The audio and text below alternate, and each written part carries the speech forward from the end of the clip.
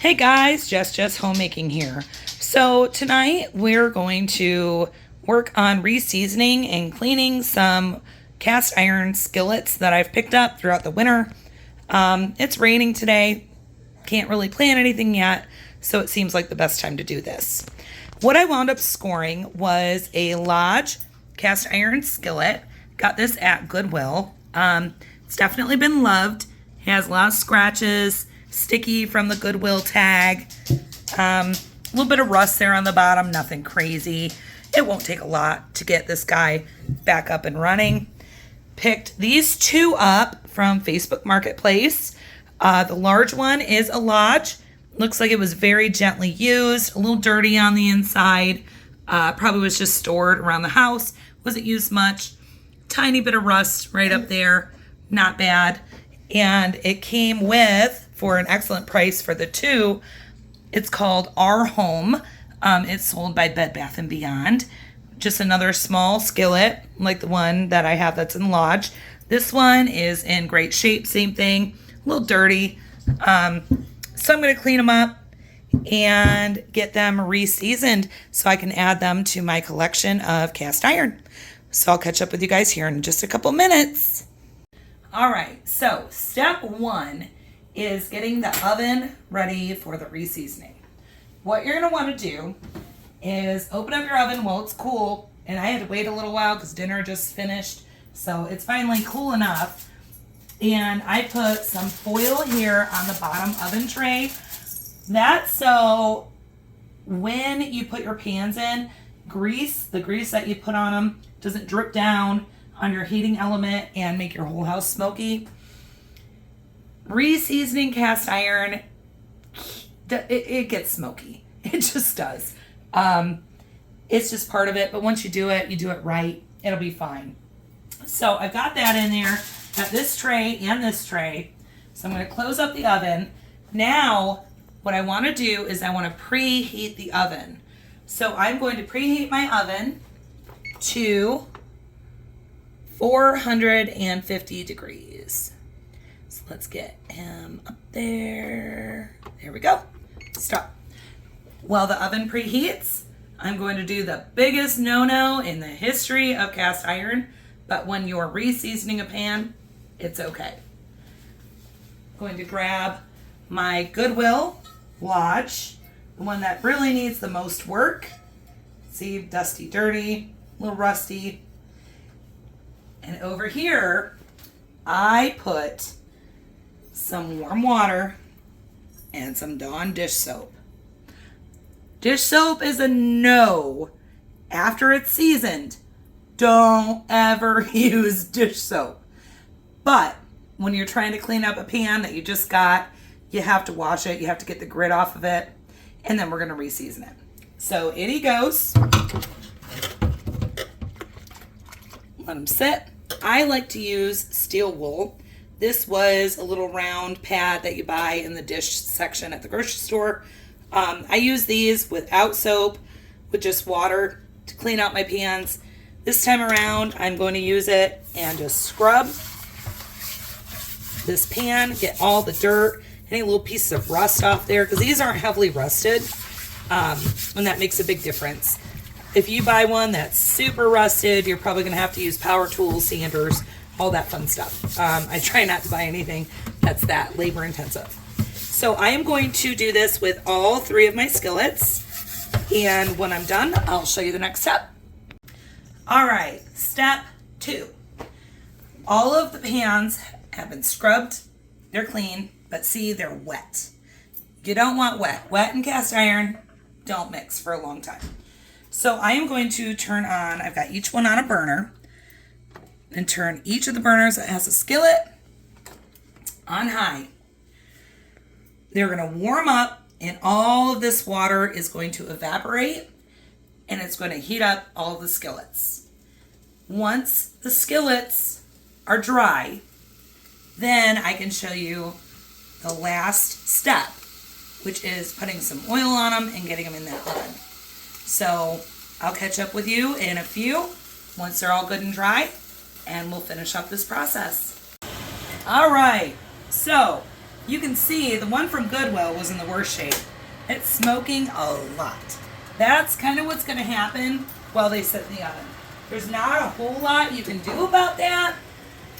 It's just part of the process.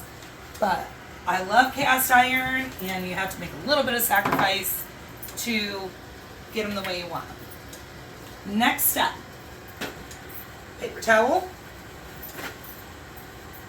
and a can of Crisco.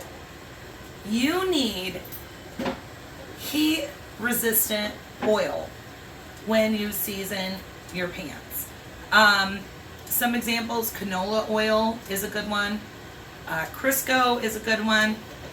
Lodge also recommends vegetable oil. I've used olive oil, but I really like the way Crisco works with my pans. So I'm going to use Crisco. It's nice because I take a paper towel, just go in there, scoop a big glob of it. Always use a pot holder because these guys do not have little heat safe handles. And you're going to go over each pan with your oil. Get the handle inside. You have to be really careful because oil does get super, super, super, super hot. And if it drips on you, it can hurt. It can burn you pretty bad. So I'm going to rub, yep, there went a piece right there. I'm going to rub the sides and the bottom. The handle good. Just make sure got it all covered nicely. So that is what's going to soak into all of our skillets and start our seasoning. Now remember, this is just your first layer of seasoning. As you start cooking with them, the seasoning is going to get thicker and thicker and thicker, and the non-stick properties will build up. But you have to start somewhere. So the oven just beeped, it's preheated, and this pan here is all oiled up now. So I'm going to go ahead and put this in the oven. It is going in there face down. There it is, face down. We close the oven, finish up these two, and then I'll catch up with you in just a minute. All right, so all of the pans are oiled. I just put them in the oven. I could fit 3. I could have fit probably maybe one more small one in there, but 3 is what I have. We're preheated to 450 degrees. I'm going to set the kitchen timer for 1 hour. After 1 hour, let them cool down a little bit before you pull them out because they're going to be blazing hot, and set them out to cool. If you don't like the seasoning on them, if it's not quite thick enough for you, you can do the oiling and the baking process again.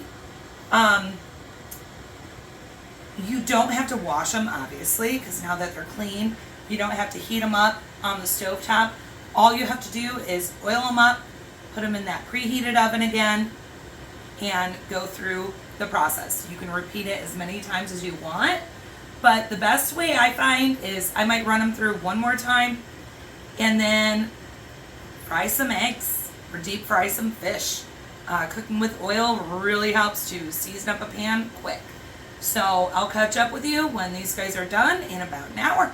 See you then. All right, so I got them out of the oven. I just put some more Crisco on the one from Goodwill. I think tomorrow I'll probably run them through one more time just to be safe. But they're all still warm, not blazing hot anymore, but warm. So I'm just running some more oil over them. And I'm just going to let them sit on the stove top, soak some of that in now that they're warm. And you just do pretty much almost the same thing. Just heat the oven, put the foil, and put them in there, let them cook, and just keep them rubbed nice with the oil. One thing I do with my cast iron after I cook with it, I rinse it out, I scrub it with a little scrubby, rinse it out with just water, wipe it down, dry it like I showed you guys. And then I always rub a little layer of oil over top of it. Prevents the rust. One of the coolest things about cast iron is it's fun to cook with. It's easy to cook with once you have it seasoned. And it's an heirloom piece. So these pans, all the pans that I have, are going to last not only for me, but they're going to outlast me. They're going to be used by my children, my grandchildren. As long as you just maintain them a little bit, they're going to get tons and tons of use. So it's worthwhile to put a little bit of time into them and make them last. All right, well, that's it, and happy cast iron cooking.